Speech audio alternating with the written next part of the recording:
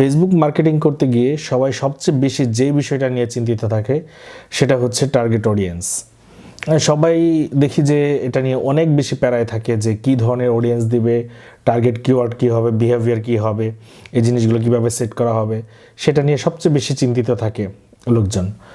তো 2025-26 সালে এসে ফেসবুকের অ্যালগোরিদম অনেক স্ট্রং এবং মজার বিষয় হচ্ছে এই যে আমরা যে বিষয়টা নিয়ে চিন্তিত থাকি যে কী ধরনের কিওয়ার্ড ইউজ করব, কী ধরনের বিহেভিয়ার অডিয়েন্স সেট করব, তো এখন ফেসবুকের এআই এতটাই শক্তিশালী যে আপনি যদি তাকে শুধু লোকেশন অ্যান্ড হচ্ছে বয়সটা সেট করে ছেড়ে দেন তাহলে সে তার মতো করে অডিয়েন্স খুঁজে নেবে এবং এটাকে বলা হয় ফেসবুকের ব্রড অডিয়েন্স সিস্টেম, যেটা অ্যালগোরিদম অটোমেটিক্যালি এটা খুঁজে নেয়। তো 2025-26 তারাই আসলে ফেসবুক মার্কেটিংয়ে লস করছে যারা ন্যারো অডিয়েন্স সেট করছে, অর্থাৎ আপনি যখন কিওয়ার্ড ইউজ করছেন তখন সেটাকে বলা হচ্ছে ন্যারো অডিয়েন্স।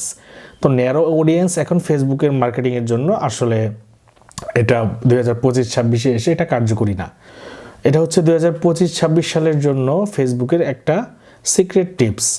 কেউ যদি ব্রড অডিয়েন্স ছেড়ে দেন লোকেশন অনুযায়ী তাহলে ফেসবুক অ্যালগোরিদম সেরা টার্গেট অডিয়েন্স খুঁজে নেবে, সেটা নিয়ে আপনার চিন্তিত হওয়ার কোনো কারণ নেই।